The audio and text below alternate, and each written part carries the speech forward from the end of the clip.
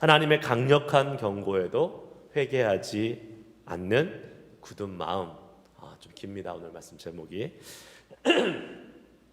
우리 이번 주 계속 이제 새벽 기도회를 통해서 살펴봤던 열왕기상 말씀은 이스라엘이 남과 북으로 갈라지는 그러한 상황, 그러한 배경들, 또 그때 어떤 일이 있었는지를 함께 살펴보았습니다. 솔로몬의 아들 르호보암에게 이스라엘 백성들이 찾아와서 당신은 우리에게 어떻게 대할 건가? 당신 아버지는 우리를 아주 힘들게 하고 어렵게 했는데 당신은 우리에게 어떻게 할 것입니까? 하니까 이 르호보암이 그 노인들, 원로들의 말을 듣지 않고 자기와 비슷한 젊은 사람들의 말을 들어서 채찍이 아닌 정갈 채찍으로 너희를 다스리겠다라고 이렇게 더 강력하고 더 아주 포악한 정치를 할 것이다라고 선언을 하자 이스라엘 백성들 중에서 10지파가 어떻게 합니까? 느보세 아들 여로보암을 왕으로 세워서 이제 이스라엘 공동체에서 분리가 되는 것을 우리는 보게 됩니다. 그리고 나서 이 여로보암이 이제 남유다와 북이스라엘로 갈렸는데 자기가 이제 통치하게 된 이 북이스라엘의 사람들이 절기 때마다 예루살렘으로 이제 가야 되잖아요. 율법에 의해서 절기 때마다 계속 예루살렘으로 왔다 갔다 하니까 이러다가는 우리 북이스라엘에 독립해가지고 우리끼리 어떤 나라를 이루어야 되는데 자꾸 옛날 그 남유다 옛날의 그 모습으로 돌아갈 것 같아서 여로보암이 예루살렘으로 못 가도록 자기의 그 지역의 영토에 베델과 단에다가 뭘 만듭니까? 산당을 짓죠. 금송아지를 만들어서 가장 남쪽의 베델, 가장 위쪽의 단, 이 두 곳에 금송아지를 섬기는 그러한 산당을 만들고 그것을 하나님이라고 여기고 거기서 하나님께 제사해라 라고 이렇게 얘기했습니다. 하나님을 안 섬긴 게 아닙니다. 금송아지가 하나님이다 라고 대신하자는 거예요. 금송아지를 섬긴 게 아니에요. 금송아지를 통해서 하나님을 섬긴 겁니다. 그리고 나서 제사장도 마음대로 세웠고 절기도 바꿨고 결국은 하나님을 안 섬긴 게 아니라 하나님을 섬기는데 자기가 마음대로 하고 싶은 대로 편리한 대로 바꿔서 지금 하나님을 섬기는 나라. 이걸 뭐라 그래요? 이단이라 그럽니다.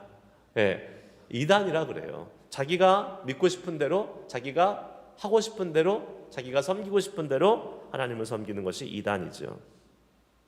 그리고 오늘 본문에 의하면 여로보암이 제단 곁에 서서 분향하더라 라고 시작하고 있습니다. 1절 한번 같이 읽어볼게요. 시작. 보라, 그때에 하나님의 사람이 여호와의 말씀으로 말미암아 유다에서부터 베델에 이르니 마침 여로보암이 제단 곁에 서서 분향하는지라. 아멘. 여로보암이 제단 곁에 서서 분향했대요. 뭐 했다는 겁니까? 제사 지내고 있고 하나님을 섬기고 있다는 것을 이야기하고 있습니다. 왕인 자신이 먼저 신앙의 본을 보이고 있는 거예요. 그런데 그 본은 잘못된 본입니다. 왜 그렇습니까? 자기가 임의로 만든 이 제사 제도를 통해서 하나님이 말씀하신 율법과 하나님의 뜻과는 전혀 상관없는 그러한 모습으로 제사 드리고 있는 겁니다. 우리가 주님을 섬기고 예배하고 하나님께 나아갈 때 열심을 가지고 섬기는 거 좋죠. 그러나 그 열심이 내가 원하는 방법, 내가 원하는 모습, 내가 기뻐하는 방법으로 해서는 안 되는 것이죠. 하나님이 기뻐하시고 하나님이 말씀하신 방법으로 하는 것이 좋은 것입니다. 때로는 자기의 열심으로 섬기다가 하나님의 일을 그르치고 망치는 경우들을 보게 돼요. 왜냐하면 왜 그렇습니까? 내가 기준이 되고 내가 중심이 되기 때문에 그렇습니다. 나의 편리함, 내가 원하는 모습, 하나님이 원하시고 하나님이 기뻐하시는 모습이 아니라 내가 중심이 돼서 나의 중심적으로 하나님을 섬기고 있으면 그것은 하나님께서 기뻐하시는 모습이 아니라는 것이죠. 여러분, 많은 기독교인들이 요새 영상으로 예배하는 건 익숙해졌습니다. 영상으로 예배하는 게 좋은 겁니까? 나쁜 겁니까? 좋지도 않고 나쁘지도 않은 겁니다. 어떤 것이냐에 따라서 다를 수 있습니다. 영상으로 예배하는 것이 잘못된 건 아닙니다. 근데 이제 어떤 교회에서는 그러더라고요. 영상으로 예배하는 거는 잘못된 거야. 그러니까 우리는 영상으로 예배 안 내보냅니다. 그거는 좀 그게 잘못된 것 같아요, 저는. 예. 왜요? 영상으로 예배 못 드리시는 분들, 아니 현장에 나와서 예배 못 드리시는 분들이 있어요. 어쩔 수 없이. 그런 분들에게는 영상으로도 예배할 수 있는 기회를 드리는 거는 저는 좋다고 생각해요. 피치 못할 사정에 의해서 교회에 못 오시는 분들이 계시잖아요. 어쩔 수 없죠. 문제는 뭡니까? 교회에 올 수 있는 사람, 현장에 와서 예배를 드릴 수 있음에도 불구하고 자신의 편리함 때문에 집에서 영상으로 예배하는 것을 선택했을 경우 그것은 잘못된 것이라는 거죠. 왜 그렇습니까? 예배는 누구한테 드리는 겁니까? 하나님께 드리는 거죠. 하나님이 우리의 예배를 받으실 때에 하나님께 최선의 것을 드려야 되는 것이 우리의 당연한 책임이고 의무입니다. 하나님이 제사 받으실 때 너 이거 쓰다 남은 거 뭐 필요 없는 거 가져오라고 하지 않으시고 가장 소중한 것, 가장 귀한 것, 첫째 되는 것, 흠이 없는 것 가져와서 하나님께 드리라고 말씀했습니다. 무엇입니까? 예배는 가장 소중한 것을 드리는 거예요. 그런데 나에게 선택의 여지가 있어요. 집에서 예배할 수 있는 선택, 그리고 교회에 와서 예배할 수 있는 선택의 여지가 있어요. 다 할 수 있는 선택의 여지가 있어요. 어느 것이 최선입니까? 교회에 와서 예배하는 것이 최선이에요. 왜 그렇습니까? 더 많은 정성과 더 많은 시간과 더 많은 물질이 교회에서 예배하는 것에 들어가기 때문에 그렇습니다. 그러니까 이거는 뭐 두말할 것 없이 교회에 와서 예배하는 것이 최선이에요. 그러니까 최선이기 때문에 교회에 와서 예배하는 것입니다. 영상으로 예배하는 것이 예배가 아니기 때문에 영상으로 예배하지 말라는 것이 아니에요. 영상으로 예배해도 예배입니다. 그러나 최선이 있다라는 거예요. 최선을 선택하자라는 거죠. 하나님이 보시기에 최선이 있는데 차선으로 예배하고 있으면 그것은 하나님이 기뻐하시는 예배가 될 수 없다라는 거죠. 물론 그렇게 생각할 수 있을 거예요. 예배 안 하는 것보다 낫지. 영상으로 안 하는 것보다 하는 게 낫지. 네, 나을 것입니다. 그러나 뭐가 문제예요? 최선으로 예배하지 못하고 있는 예배가 될 수 있다는 것이죠. 가능하시면 현장에 와서 예배하실 수 있기를 축복합니다. 그것이 하나님께서 기뻐하시는, 내가 원하는 방식, 내가 편리한 방식이 아닌 하나님이 기뻐하는 방식으로 주님을 섬길 수 있는 방법입니다. 여러분, 오래전에 한국에서 제가 이 말씀 한번 드렸던 것 같아요. 한번 더 들어보세요. 보신탕 막 먹던 시절이 있잖아요.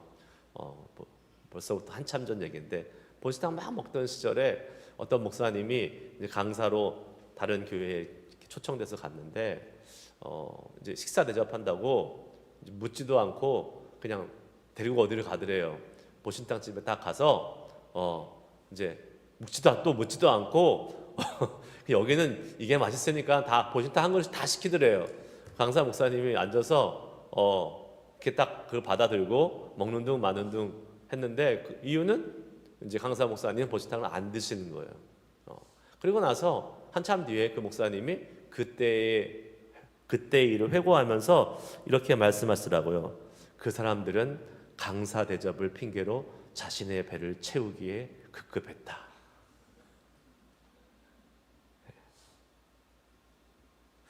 여러분, 우리가 하나님을 이렇게 섬겨서는 안 되는 거죠. 하나님을 섬긴다, 하나님을 예배한다는 핑계로 나의 만족을 채우기에 급급하는 그러한 모습으로 예배해서는 안 된다는 것이죠. 내가 좋아하는 것, 내가 편리한 것, 이것이 중심이 아니라 하나님이 기뻐하시고 하나님이 정하신 방법대로 예배하고 주님을 섬겨나갈 수 있는 우리 모두가 될 수 있기를 주의 이름으로 축복합니다. 그래야 돼요. 그래서 지난주에도 우리가 하나님을 기쁘시게라는 말씀으로 우리가 이제 주일날 같이 함께 살펴봤는데 거기에서 우리가 인용했던 구절 중에 이런 구절이 있지 않았습니까? 에베소서 5장 10절 말씀 읽습니다. 시작. 주를 기쁘시게 할 것이 무엇인가 시험하여 보라. 항상 주를 기쁘시게 할 것이 무엇인지 잘 생각하고 또 잘 분별해 보라는 거예요. 우리의 삶에 있어서 하나님을 위해서 사는 삶, 하나님의 사람을 위해서 사는 인생에 있어서도 마찬가지인 것 같아요. 내가 좋아하는 것, 내가 편리한 것, 내가 기쁜 것, 그것을 무시하라는 것이 아닙니다. 그것도 중요하죠. 그러나 그것보다 더 우선순위에 하나님의 기쁨을 위해서 살아가는 인생이 될 때에, 여러분, 하나님의 기쁨 안에서 내가 기쁜 것이 진짜 기쁜 거예요. 하나님 없이 내가 기뻐하는 것은요, 나중에는 나 진짜 기쁜 것 같은데 되게 의미가 없어지고 되게 무의미한 그러한 허무한 그러한 인생이 될 가능성이 아주 높습니다. 그렇게 자기 마음대로 이스라엘의 종교를 이단의 종교로 만들어버린 여로보암에게 하나님은 기회를 주십니다. 하나님은요, 절대로 죄를 짓고 막 망나가는 사람한테 그냥 곧바로 심판하지 않으십니다. 하나님은 언제나 기회를 주세요. 1절에서도 우리가 살펴본 것처럼 하나님의 사람이 유다에서 베델로 올라가게 됩니다. 여호와의 말씀으로 올라갔다라고 기록하고 있습니다. 하나님께서 지금 하나님의 사람을 북이스라엘로 올려보낸 거예요. 사실 여러분, 하나님 이해할 수 없는 분이죠. 왜냐하면 왜 그렇습니까? 제가 하나님이라면 진짜 여로보암은 진짜 진작에 아웃이에요. 그렇게 설명해주고 어떻게 하라고 얘기까지 다 해줬는데 그래도 그대로 안 하고 자기 마음대로 종교를 바꾼 거잖아요. 이단화 시킨 거예요. 분명히 왕이 되기 전에 너가 왕이 될 것이다, 왕이 되면 이렇게 해야 된다, 그리고 하나님 설명해 주시고 기회 계속 주시는데, 기회를 주시는데 왕이 되고 나서 여로보암은 다윗의 길을 버리고 완전히 새로운 이단의 길로 가게 되는 것을 보게 됩니다. 그리고 그 가운데 뻔뻔하게 지금 제단 옆에서 분향하고 있습니다. 여러분, 진짜 하나님 앞에서 심판받고 죽어도 싸죠. 그러나 하나님은 다시 기회를 주시는 것입니다. 하나님께서 말씀하셔서 하나님의 사람을 유다에서 베델로 올려보내고 있는 것을 보게 돼요. 이 하나님의 사람이 누군지 이름도 안 나와요. 그냥 이 하나님의 사람은 하나님의 말씀에 의해서 보내져서 지금 가게 되어 있습니다. 그러나 여러분 생각해 보세요. 이 하나님의 사람이 지금 유다에서 베델로 올라갈 때 그 올라가는 것이 사실 쉬운 일이 아닙니다. 왜 그럴까요? 지금 그 정치적인 상황을 생각해 보세요. 이스라엘 두 개로 쪼개졌는데 이게 우리 뭐 평화 가운데 쪼개진 게 아니라 서로 막 이렇게 배반을 하면서 이렇게 쪼개진 거잖아요. 북이스라엘이 지금 어떻게 보면 반역, 배반을 하면서 지금 떨어져 나간 상황이잖아요. 그러니까 사실 어제 말씀에도 봤지만 르호보암이 군사를 일으켜가지고 막 쳐들어가려고 했다가 하나님께서 말리셔서 안 들어간 것은 안 돼요. 그러니까 정치적 긴장 상황, 평화로운 상황이 아닌 거예요. 그런데 지금 이 하나님의 사람은 남유다에서 어디로? 베델, 북이스라엘로 가게 되는 거죠. 가서 뭐 합니까? 여호와의 말씀을 예언합니다. 대언합니다. 근데 좋은 말이에요? 여러분 살펴보면 알겠지만 저주의 말입니다. 여로보암에게 저주의 말을 하기 위해서 가는 거죠. 다른 말로 하면 목숨 걸고 가는 거죠. 목숨 내놓고 가는 그러한 발걸음입니다. 여러분, 우리는 하나님의 말씀에 순종하기 위해서 과연 우리의 목숨을 걸고 갈 수 있을까요? 그런 사람인가요, 우리는? 목숨 거는 거 고사하고 그거는 그거는 고사하고 옆에 있는 사람 용납해주고 사랑하는 것도 힘들고 또 하나님이 그렇게 말씀하시는 복음 전하는 것도 잘 못하고 있는데 목숨까지요? 그러나 여러분, 하나님의 말씀에 순종하는 것이 복된 사람임을 믿으시길 바랍니다. 하나님 말씀에 순종하는 것이 복된 거예요. 내일 주일 말씀에서 우리가 하나님을 기쁘시게 이 두 번째 시간으로 순종에 대해서 한번 같이 나눌 거예요. 성령에 순종하는, 하나님의 영에 순종하는, 하나님의 뜻에 순종하는 이 빌립의 모습을 좀 살펴보면서 우리가 왜 순종하고 하나님을 기쁘시게 하는 이 순종 가운데 얻는 유익이 무엇인지 좀 자세히 살펴볼 텐데, 여러분, 하나님은 우리를 사용하셔서 주님의 일을 이루시기를 원하십니다. 믿으십니까? 우리를 사용하셔서 주님의 일을 이루시기 원하세요. 하나님은 근데 하나님께서 나를 사용하시고 싶은데 내가 그 하나님의 부르심과 그 하나님의 그 보내심, 하나님의 일하심에 순종하지 않으면 어떤 일이 벌어질까요? 하나님은 계획하신 그 일을 나의 순종의 여부와 상관없이 이루십니다. 이루세요. 그러니까 어떻게 될까요? 내가 아니라 다른 사람을 보내십니다. 다른 사람을 사용하세요. 하나님은 그런 분이세요. 하나님이 계획하시고 하나님이 말씀하시고 하나님이 작정하시면요, 나의 순종의 여부와 상관없이 하나님 그걸 이루세요. 그럼 문제는 뭘까요? 내가 순종해서 그 하나님의 일에, 하나님이 하시는 일을 이루는 그 일에 참여하는 사람이 되면 그 하나님이 하시는 그 위대하신 일에 증인이 되고 또 참여자가 되는 복을 누릴 수 있지만, 불순종하면 거기서부터 탈락, 제외되는 거죠. 종종 제가 말씀드리지만 하나님은 우리의 불순종을 통해서도 일하십니다. 일하세요. 불순종을 통해서도 일하세요. 불순종하라는 얘기가 아니에요. 불순종하면 하나님은 나의 불순종을 통해서 다른 사람을 통해서 일하세요. 오늘 이 하나님의 사람이 이 정치적인 상황도 좋지 않고 위협적인 상황이고 목숨도 위협적이고 이러한 상황 속에서 지금 올라가서 이 말씀을 전하는 이 모습을 보면서 하나님의 그 일하심에 순종함으로 참여하고 있는 모습을 보게 됩니다. 근데 그렇게 하는 것이 복된 것이고요. 그렇게 하는 것이 우리한테 좋습니다. 왜냐하면 하나님의 계획과 말씀은 반드시 이루어진다, 안 이루어진다? 이루어지기 때문에 그렇습니다. 그러니까 하나님이 하시고자 하는 일에 순종하는 것이 좋아요. 그리고 오늘 말씀에 예언된, 오늘 이제 이 하나님의 사람이 올라가서 여로보암에게 예언했던 이 말씀이요, 실제로 300년 뒤에 요시야 왕 때 그대로 이루어지는 것을 보게 됩니다.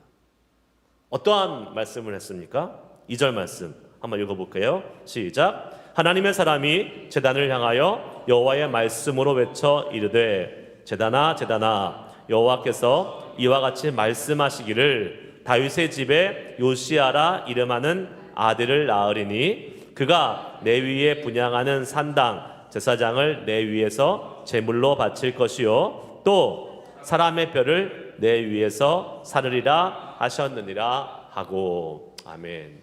지금 요시야라는 왕이 다윗의 후손 가운데 나와서 이 제단을 완전히 없애버릴 것이다, 망하게 할 것이다 라고 예언했습니다. 한참 뒤에요. 300년 뒤에요. 그 말이, 이 일이 그대로 이루어지는 것을 보게 됩니다. 열왕기하 23장 15절 16절 요시야 때 이런 일이 있었습니다. 같이 한번 읽습니다. 시작. 또한 이스라엘에게 범죄하게 한 느바세 아들 여로보암이 베델에 세운 제단과 산당을 헐고 또 그 산당을 불사르고 빻아서 가루를 만들며 또 아세라 목상을 불살랐더라. 요시야가 몸을 돌이켜 산에 있는 무덤들을 보고 보내어 그 무덤에서 해골을 가져다가 제단 위에 불살라 그 제단을 더럽게 하니라. 이 일을 하나님의 사람이 전하였더니 그 전한 여호와의 말씀대로 되었더라. 아멘. 수백 년 뒤에 이 지금 하나님의 사람이 올라가서 이야기한 이 예언의 말씀이 그대로 이루어지는 것을 보게 됩니다. 맨 마지막에 보세요. 이 일을 하나님의 사람이 전하였더니 그 전한 여호와의 말씀대로 되었더라. 아멘. 하나님의 계획과 하나님의 말씀, 하나님의 작정하신 일, 그것은 우리의 생각대로는 어쩌면 우리의 세대에 이루어지지 않을 수도 있어요. 그러나 하나님이 하신 말씀은 절대로 땅에 떨어지지 않습니다. 없어지지 않아요. 반드시 이루어집니다. 하나님의 때에 이루어지고 하나님의 방법으로 또 하나님의 사람으로 반드시 이루어진다는 것입니다. 그래서 우리가 하나님의 말씀을요, 우습게 가볍게 여기면 안 되는 거예요. 경외해야 된다고 그랬어요. 경외가 뭡니까? 하나님 말씀 받을 때요, 진짜 시리어스하게 받아야 돼요. 한번 듣고 흘려보내는 말씀으로 받아서는 안 되고, 우리 안에 진짜 이 말씀이 이루어지는 것을 우리는 진짜 소중하게 생각하면서 그 말씀을 정말로 두렵고 떨림으로 받아야 될 줄 믿습니다. 그리고 그 말씀을 내 것으로 삼아야 돼요. 나의 말씀으로. 왜요? 그 말씀 반드시 이루어지니까. 하나님의 사람이 이렇게 이러한 예언해야 하는 말을 듣고 여로보암이 기분이 좋았을까요? 나빴을까요? 기분은 안 좋았겠죠. 자기는 자기 나름대로 지금 뭔가 이렇게 분양하고 있고 하나님을 섬기려고 하고 왔는데 와가지고 이거 다 무너질 거야, 이거 다 없어질 거야, 이렇게 막 얘기하고 있으니까 기분 나빴을 거예요. 화났을 거예요. 그래가지고 지금 여로보암이 이 예언하고 있는 이 하나님의 사람을 잡으려고 합니다. 6절 말씀. 6절이 아니죠. 잡으려고 해요. 그 전에 4절에 있죠. 손을 펴서 그를 잡으라 하더라. 근데 그 잡으려고 하는데 그 손이 어떻게 됐다 그랬어요? 말랐다 그랬어요. 말랐다. 그러니까 그 말을 다른 표현로 하면 손이 굳었다, 마비됐다라는 말이죠. 움직이지 않게 된 거예요.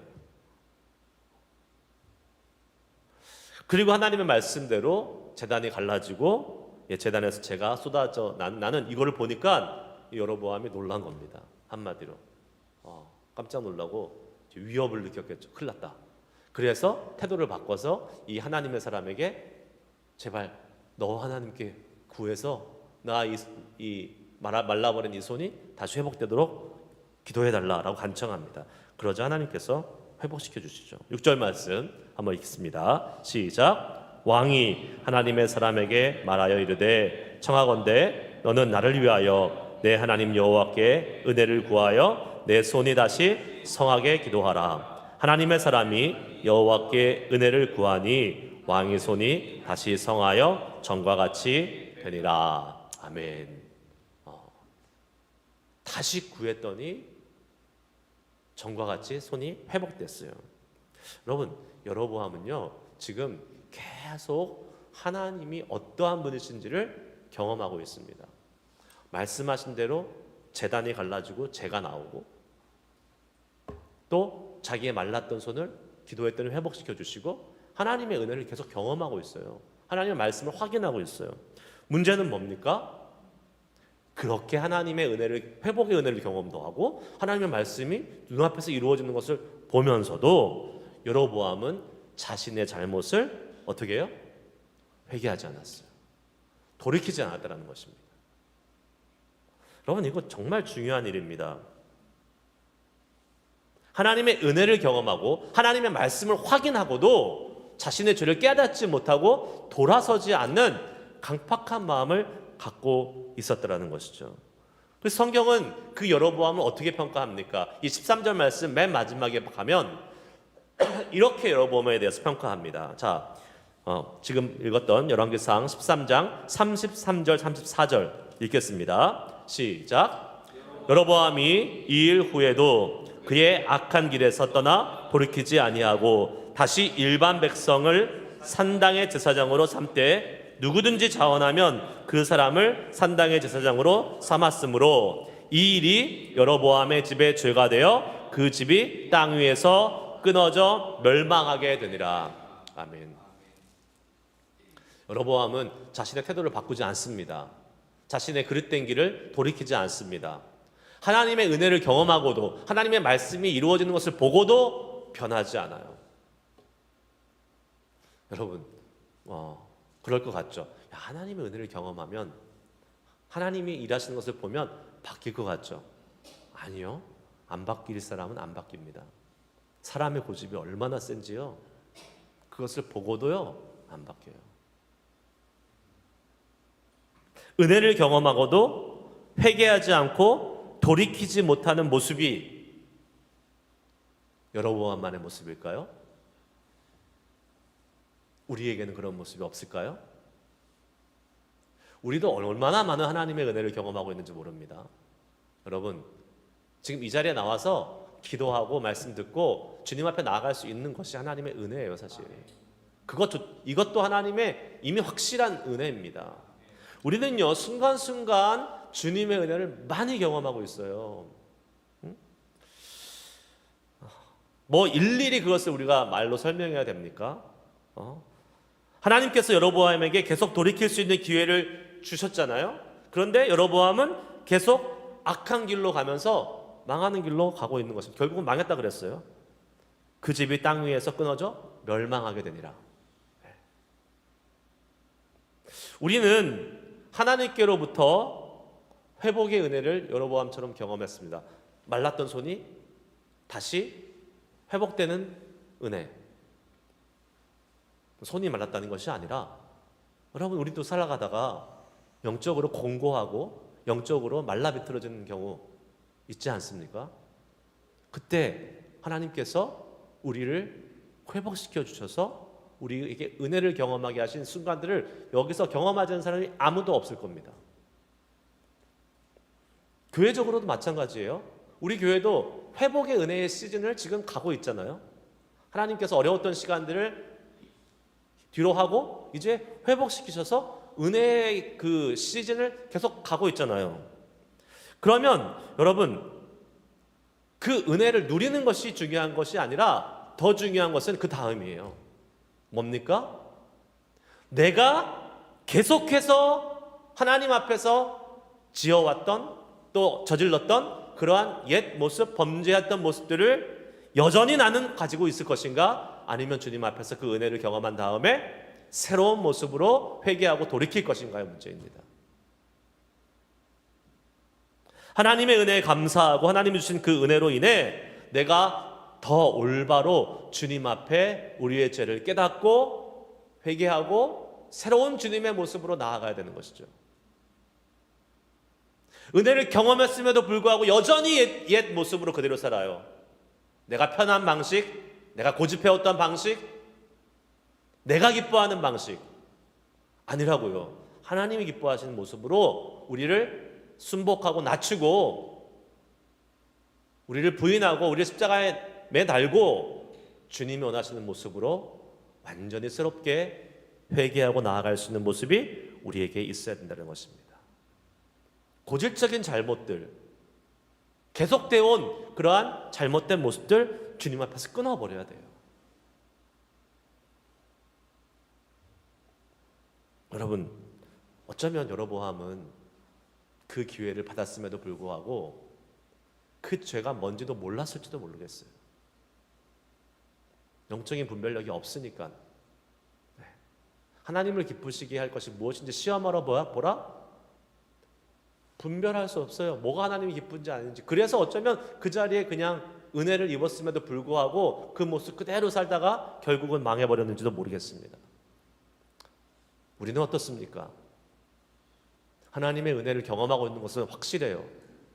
하나님의 은혜를 우리가 가정적으로, 교회적으로 우리가 경험하고 있는 것은 확실해요.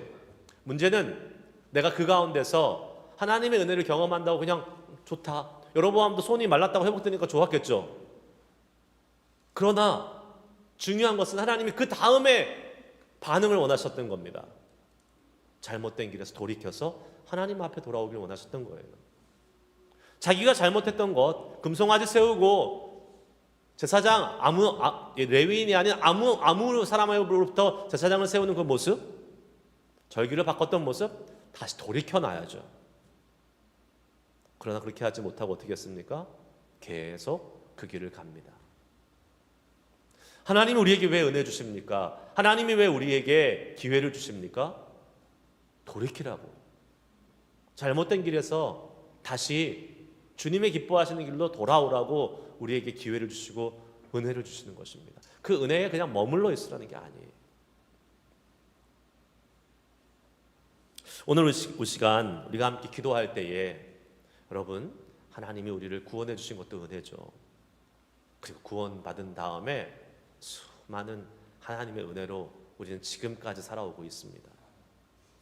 때로는 힘든 순간도 있었고 어려운 순간도 있었지만 그때그때마다 하나님이 넘어가게 하시고 마비되었다가 다시 회복시켜 주시는 그 은혜도 우리에게 주셨습니다. 지금 주시고 계시잖아요. 그런데 여전히 우리 안에 남아있는 못된 옛자의 고질적인 그러한 모습들이 있습니다. 그거 주님 앞에서 주님이 우리를 통해서 다 돌이키시길 원하세요. 나도 모를 수가 있어요. 모르면 모르는 상태로 망합니다. 알고 고집 부리면 고집 부리다가 망하는 거고요. 우리 이 시간 오늘 기도할 때에 하나님, 주님의 은혜를 많이 받고 있는데 만약 내가 영적으로 무지하고 분별력이 없어서 내 안에 변화시켜야 되고 내 안에 회개하고 내 안에 없애야 될 이 잘못들을 여전히 갖고 있다면 주님 먼저 깨닫게 해주시는 하나님의 은혜가 있게 하여 주시옵소서. 그리고 깨달았다면 그것을 주님 앞에 내어놓고 회개해서 새롭게 하나님이 기뻐하시는 인생으로 살아갈 수 있는 그 모습을 우리에게 허락해 주시옵소서. 그렇게 하나님께 기도하며 하나님의 은혜를 구할 수 있는 시간 되기를 소망합니다. 정결한 마음 주시옵소서. 이 찬양 부르시고 함께 기도하며 나아가겠습니다.